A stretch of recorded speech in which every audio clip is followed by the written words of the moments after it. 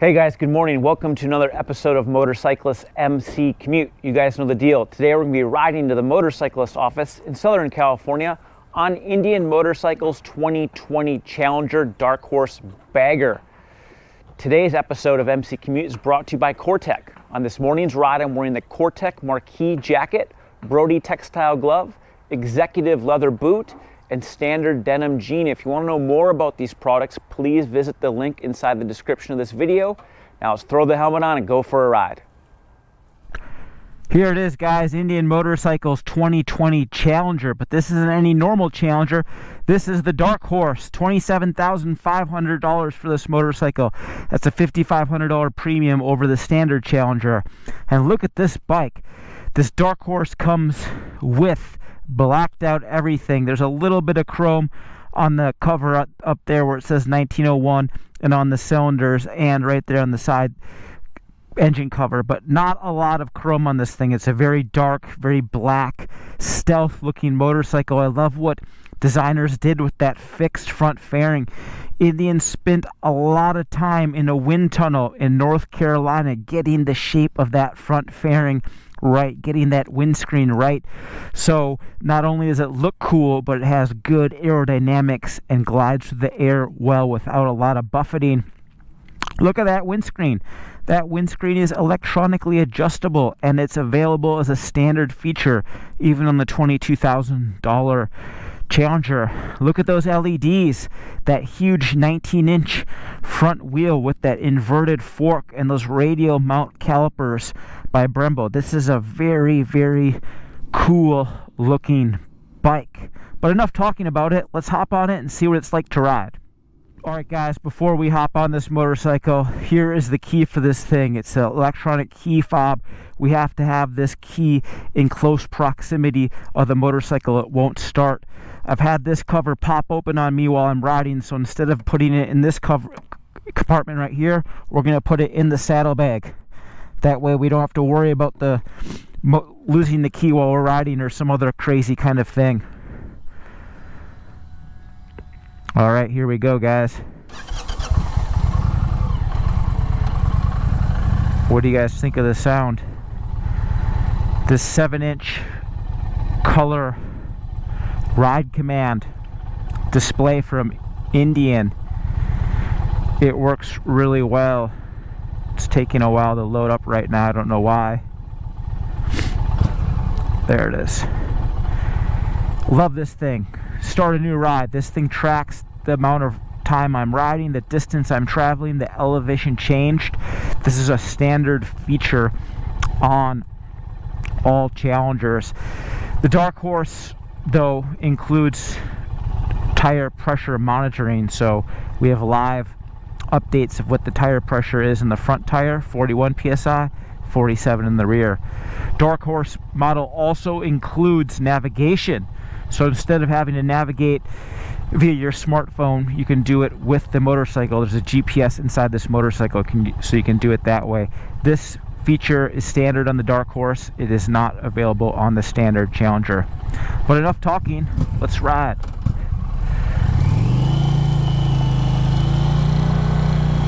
And away we go, guys. This fixed front fairing makes for a motorcycle with a very light steering feel. You'd be surprised how light this thing feels at low speeds. Nice low seat height, and the seat itself is excellent. I love the seat on this motorcycle.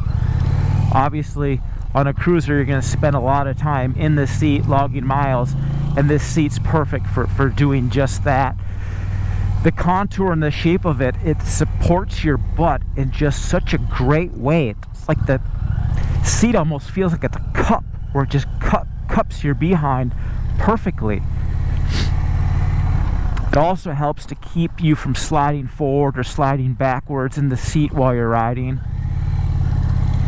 And not only does it hold you in place well, it's extremely comfortable. Logged about 100 miles on this motorcycle yesterday, and the ergonomics and the seat itself are just so well engineered. It's that this is a motorcycle that you're going to be able to to put some serious miles on. Handlebar is nice and wide, has a lot of rearward sweep. Of course, this motorcycle is a cruiser with forward mount controls. So the rear brake pedal is located up here at the front, shift lever up here at the front as well. There's no heel shifter. Typically on these cruiser style motorcycles with floorboards, there's a heel shifter. This motorcycle doesn't have one. As we're sitting here, a light on the dash illuminates right here, signaling that the rear cylinder is deactivated. So there's a setting within this control panel here that allows you to turn that feature on. At idle, the rear cylinder is deactivated. It is done so to help dissipate heat. The less combustion events, the less heat. You can also easily turn that off so that both cylinders are always running even at idle. Give it some gas and the rear cylinder automatically fires and you're back in business. You can kind of sense it being deactivated, but it's such a subtle thing that it's not really a big deal. It's actually a very nice touch by Indian engineers. Alright guys, let's give her the beans. 108 cubic inch 60-degree V-twin. Indian dubs it the PowerPulse. This is an all-new engine that Indian Motorcycles has developed in Minnesota, nonetheless. This motorcycle puts down a tremendous amount of torque, a tremendous amount of horsepower. Engineers went with an oversquare 4-stroke measurement on this motorcycle, so the cylinder bore is much bigger than the piston stroke, and what that does is it makes for a motorcycle that loves RPM. This thing loves to rev. Where other heavyweight V-twins like to be lugged and short shifted, this thing has an appetite for RPM. On the dyno at our shop, this bike made 103 horsepower at the business end of the Metzeler tire. 103 horsepower. Also made 114 pound-feet of torque. It's a lot of torque. A certain American competitor offers an engine that's even bigger in terms of displacement. It doesn't make this much power, not even close. So kudos to Indian for really developing an engine that likes to giddy up and go. And the sound, Indian has an acoustic room at one of its facilities in Minnesota with a dyno, so the motorcycle can actually be ran. And engineers can tune the sound and the calibration of the exhaust, and they did a really nice job. This thing has a really good pleasing sound when you give it throttle. I also like how the exhaust note is powerful enough where it doesn't, you can really hear it. You can't hear any airbox howl, the mechanical noise from the engine and the tires and other things like that. The drivetrain is fairly muted. That exhaust acoustic is really pronounced in the cockpit of this motorcycle.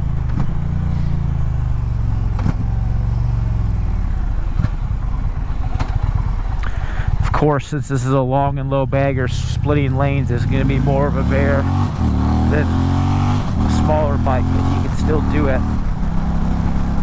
Yes! Corner. And this Challenger loves corners. You'd be surprised how well this thing moves with a bit of speed underneath you. You'd also be surprised with how much cornering clearance it has. Haven't ridden a cruiser style motorcycle that has this much cornering clearance in quite a while.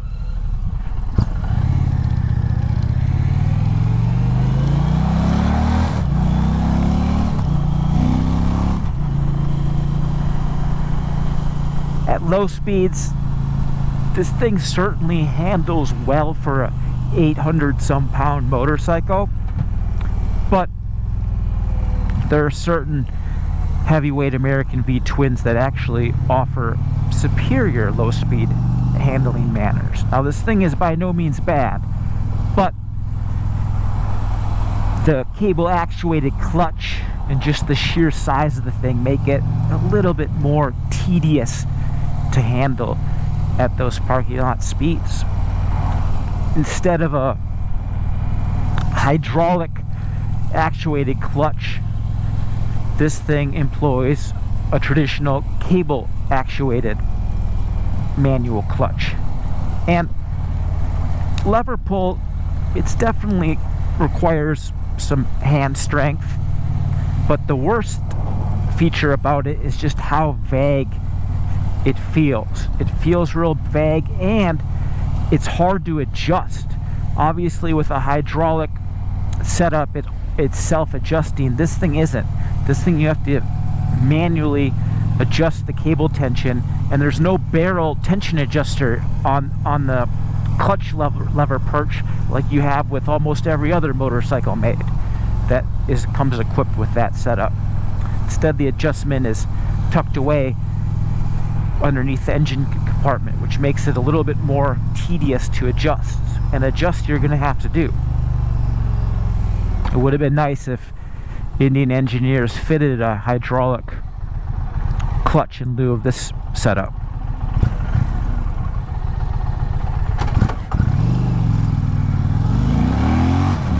Six-speed transmission, belt final drive. I like the way this thing changes gears. Each gear shift feels very solid, very precise. Here at 62 miles per hour, we're pulling 2,600 RPMs. Ooh, we're going a little fast, guys. Let's slow her down. Speaking of slow her down, let's put cruise control on. That way we don't have to worry about exceeding the speed limit. This Challenger is equipped with ride-by-wire throttle system. So instead of a cable connection between the right twist grip and the throttle bodies, this system uses a set of processors that signal when you give it gas. It tells the computer to open the throttle bodies, and that's how it works. There's no physical connection. And that allows for extremely precise speed control when you're using the cruise control.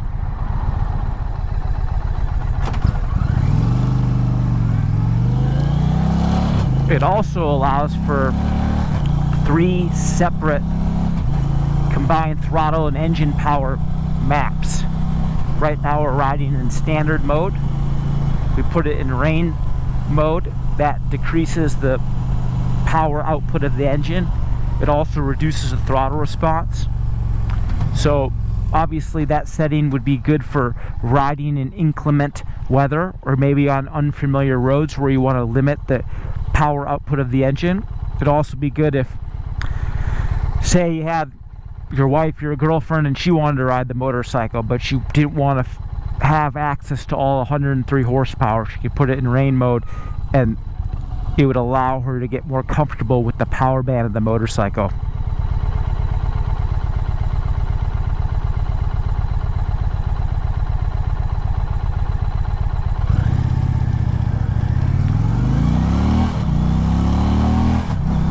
There's a noticeable difference between rain and standard modes.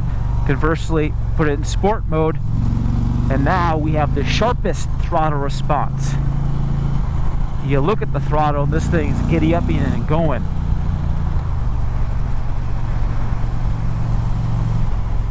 And while I do appreciate the calibration of the ride-by-wire throttle,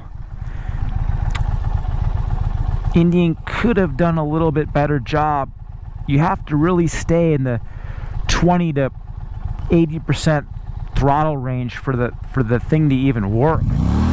The initial throttle feel from the right twist grip, there's really nothing there from 0 to 20%. You have to be in the throttle to get that traditional acceleration feeling, which is quite a bit different than a traditional cable actuated throttle setup.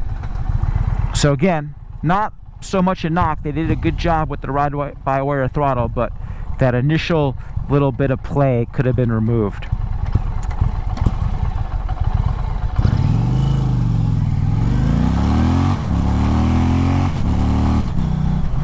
Love accelerating on this thing. Such a fun bike.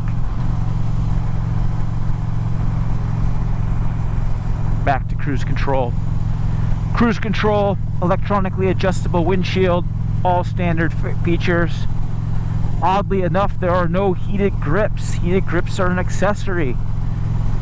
No standard heated grips, which is kind of strange.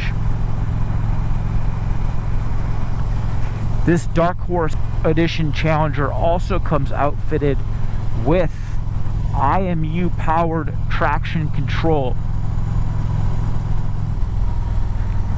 That kind of electronic countermeasures up until recently was only fitted on leader class and above size superbikes. Fast forward a couple years and now that technology has trickled down to heavyweight cruisers. And the IMU chip is basically the same chip that's in your smartphone, and it gives the motorcycle positional awareness on the road in terms of yaw, pitch, and roll. So the motorcycle always knows what its relation is compared to the road. So let's say you're going around a turn, leaned over, and the speed you're traveling, the amount of throttle you're giving the motorcycle exceeds what the machine has calculated as the limitation for that speed, that bank angle. It'll actually pull power back from the engine. Same thing with the brakes. This thing has cornering ABS. So let's say you're going around a turn and you're inputting front brake, and the machine senses that you're giving it too much front brake pressure for the speed traveled for the bank angle of the motorcycle. It'll automatically pull brake pressure away from the motorcycle to help mitigate any loss of traction.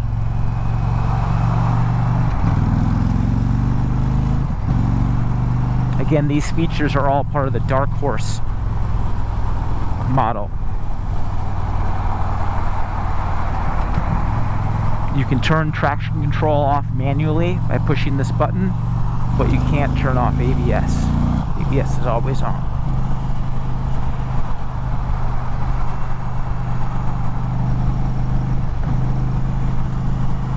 Suspension wise, got a little bit over 5 inches of travel up front, 4.5 inches travel out of the rear shock. And this motorcycle, it rides fairly well over bumps. We're purposely hitting some rough stuff right now, and it doesn't compromise the quality of the ride. Suspension on this motorcycle is very well sorted. I like that it's neither too firm nor too wallowy. You can lean this thing into a corner and the suspension sucks it up very well. Look at this cornering angle we're getting. We still haven't even dragged any hard parts. Ooh, there's a little touch of something. Very nice handling bagger from Indian. This Challenger rolls on a 19-inch front, 16-inch rear wheel combo shod with Metzeler Cruise Tech tires, German tire company. These tires have a lot of grip. We haven't ridden in the rain, but Metzeler, when it comes to developing a good tire for operating in inclement weather, Metzeler's got one of the best historically. So if you're going to be riding in crappy wet weather, you're going to want a set of Metzelers on your bike, and this machine has them. Back to our settings here. It's getting a little warm, so let's drop the windshield.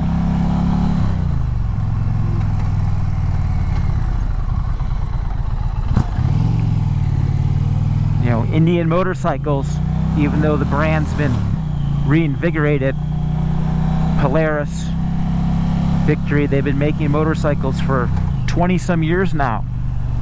They have a lot of experience, especially in this fixed fairing touring bagger style concept. Anyone remember the Victory Vision?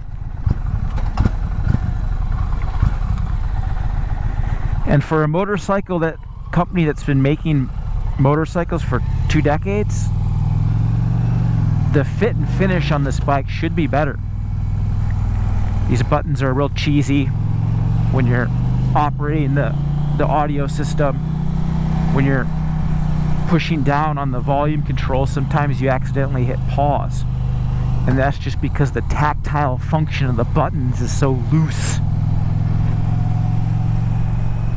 Another squawk is, when you start this engine, when you press that starter button, the sound of the engine starter, it doesn't have a pleasing sound to it. It sounds old, like an old tractor. It's a pesky Japanese manufacturer that makes a new 6-cylinder powered touring bike, and that thing's got a really neat starter. When you push that button, it sounds all high-tech. It'd be cool if Indian could follow suit and really focus on some of the details that make a high-end motorcycle a high-end motorcycle. You have to remember, this thing is not inexpensive. $27,500. For a few $1,000s more, you could have a Harley Davidson. So it would be good to see Indian focused on some of those details. The text inside the gauges kind of looks cheap and chintzy. Looks like almost like they pulled these gauges off some other Indian motorcycle and just put them in here. Exposed fasteners right there. This throttle tube actually goes in reverse. All that kind of stuff could have been better. But give her the beans and it's quick to forget those little gripes. Because this motor definitely stomps. It sounds cool. It has great at-speed handling.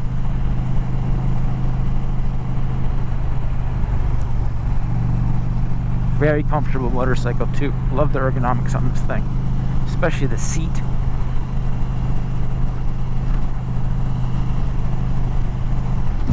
Alright guys, we're almost to the motorcyclist office. If you want to know more details about this engine,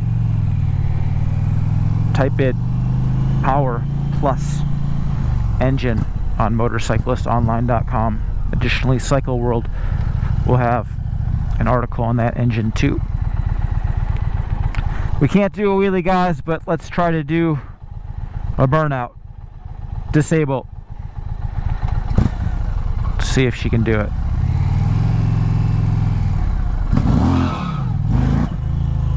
So even though we turned traction control off, it's not fully off. It's still kind of on. So Indians protecting you from yourself, not giving you full access to the beans even with TC off. Backing it in, we can't back it in because we have ABS. The calibration of the front ABS works fairly well, but the rear ABS, the calibration of it could be better. It pulses, it overly pulses, and also almost prevents you from even stopping because it just keeps pulsing and pulsing and pulsing and pulsing. It feels more of a crude ABS setup compared to a modern motorcycle.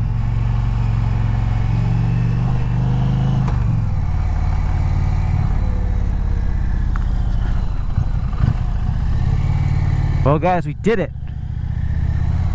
We're here. 23-minute ride, 13-mile distance, 233 feet of elevation change. This is a neat motorcycle, and this ride command works really well. It's easy to use. You can use touchscreen even with gloves. It's simple to pair your phone. Let's play some music, guys. How about some Ariana Grande?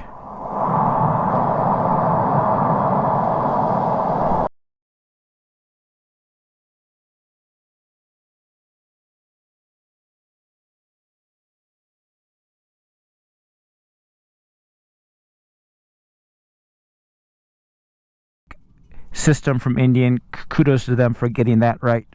Well, there you have it, guys. Indian's 2020 Challenger Dark Horse. I love the performance of that engine. It shits and gets, has tons of power, tons of torque, sounds good.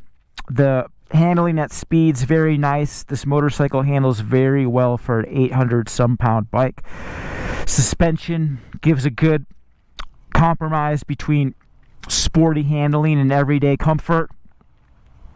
And the look of this bike, this is a very aesthetically pleasing motorcycle. It's going to turn a lot of heads. LED headlight, the overall shape and profile of the fairing, the fuel tank, the saddlebags. This bike's a head turner. But at the same time, $27,500. Woo! It's a lot of money. A lot of money for this bike. And for that price, there are some squawks. Fit and finish could be better. Cable actuated clutch that's hard to adjust, not so good. Little details like this reverse throttle. Even the bags, when you close them, they have some movement to them. They kind of feel chintzy. If I was to purchase this motorcycle, I would definitely gravitate towards the standard Challenger at $22,000. Excuse me. For the extra $5,500, the IMU powered traction control, the black accents on the Dark Horse, the GPS navigation, I could all easily live without those features. And I'd much rather have $5,500 in my checkbook to do other things with. All right, guys, let's do a little Q&A real quick. Spicy Mayo asked, does it still feel like a big bagger? Do you think traditional cruiser guys will like it? Yes, it feels like a big bagger for sure. It's long, low, loud, has lots of power, storage. It's definitely a traditional V-twin bagger with some balls, with some character. I think guys will like it. Whether you want to ride it hard or just cruise on it, this bike will deliver. Petzo1 asks, how is it for splitting lanes, and what about the MPG as a commuter? Well, it's an 800 some pound bike. It's long, low, wide. It's definitely a little bit hairy to split lanes with. The feel of the clutch isn't so good either, which makes that problem even bigger. But still, it doesn't handle that bad for a big bike. You can still maneuver it quite well at lower speeds. Yes, there are bikes that are better at it, but this thing definitely is above average. Fuel mileage wise, we got 37 miles a gallon on this thing. 37 miles a gallon, 6-gallon capacity fuel tank. So not so bad. Shooter Jake asked, does it wheelie? No, it doesn't wheelie. Maybe if you stood on the passenger seat and fully disabled the traction control somehow, maybe it would do that. Can you fit a full face helmet in the saddlebags?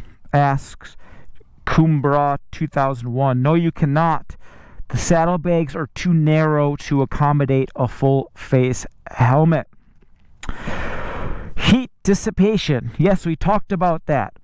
The rear cylinder deactivation goes a long way to help mitigate cockpit heat. To be fair, it wasn't all that warm today. It was only 68, 69 degrees. That wasn't an issue. If you're riding in extremely warm weather, this motorcycle is going to throw off some heat. It's water cooled. It makes a lot of power. But that cylinder deactivation really goes a long way to help reducing that heat. Well, there you guys have it. An MC Commute review of Indian Motorcycles Challenger Dark Horse. If you want to know more about this bike, surf on over to motorcyclistonline.com and cycleworld.com. They both have reviews there. Thanks for watching, guys. We'll see you next time.